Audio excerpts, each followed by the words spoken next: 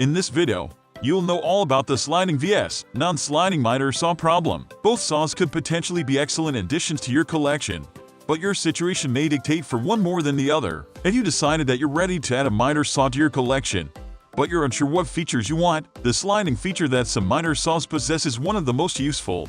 But these sliding saws come with their own set of challenges, too.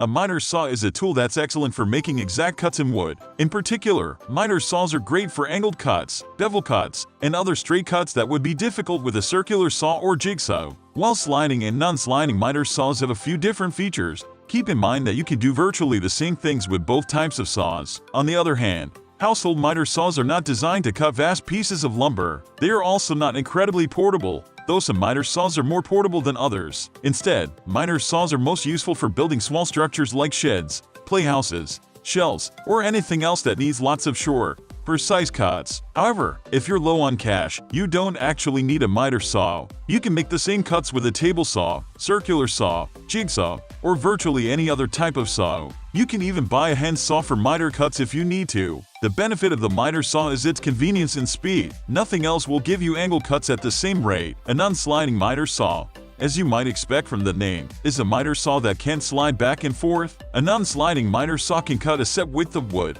For example, if you have a non-sliding miter saw with a 12 blade, the maximum width of lumber you can cut is about 8. On the other hand, with a 10 blade, the full width you can cut is approximately 6. A sliding miter saw can cut up to double that. A non-sliding miter saw is great for everyday jobs for the average homeowner. Not only are they usually cheaper than a similar sliding model, but it tends to be lighter and more portable, too. But where the non-sliding miter saw truly shines is in the angles it can cut. While designs of miter saws tend to vary slightly depending on the manufacturer, the fact of the matter is that sliding miter saws just can't pivot as much. Most miter saws can be adjusted to accommodate certain angles, but because sliding miter saws need to accommodate a larger area for the blade to cut, they can't pivot as far in either direction. You can cut whatever angle you want on either a sliding or non-sliding miter saw if you're a bit creative about it. However, when it comes to sliding vs. non-sliding miter saws, non-sliding miter saws are much easier to work with. These saws are designed to accommodate non-standard, extreme angles with that pivoting function natively. For example, if you wanted to build a structure that uses small angles,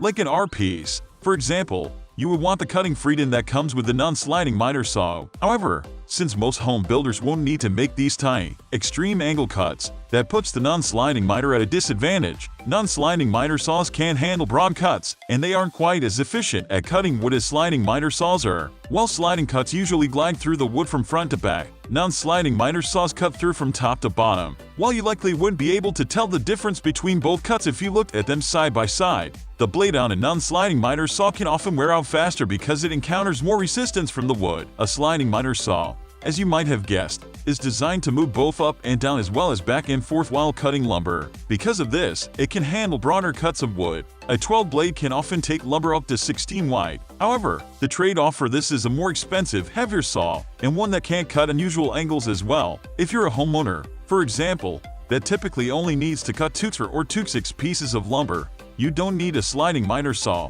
as those sizes are well within the capabilities of a non-sliding model. However, if you plan to build more complicated things that require non-standard lumber sizes, or if you're a woodworking professional, you may want to have the sliding miter saw on hand instead. Imagine, for example, that you're creating wood furniture or wood furnishings for your home, like a shelving unit or floating live-edge shelf. If you only had a non-sliding miter saw, you would need to use several narrow wood pieces to make your shelves. With a sliding miter saw, though, you could cut one piece of wide lumber to the size you needed quickly. Additionally, don't forget that, because of their long, extendable stabilization arms, sliding miter saws are better for cutting long pieces of lumber, too. For example, if you were building a custom wood swing set for your kids, you would need to work with very long pieces of lumber that a non-sliding miter saw might not be able to balance correctly. As I said above, though, sliding miter saws' main limitations are size, price, and weight. They are more challenging to transport than non-sliding miter saws. For example, contractors and builders moving to different job sites and mainly cutting standard-sized lumber will probably be happier with a non-sliding miter saw. Additionally, a home builder might balk at the higher price of a sliding miter saw if they're expecting to pay the same amount as they would for a non-sliding model. However, Do keep in mind that you might end up saving a bit of money on saw blades in the long run, as sliding miter saw blades tend to keep their integrity for longer.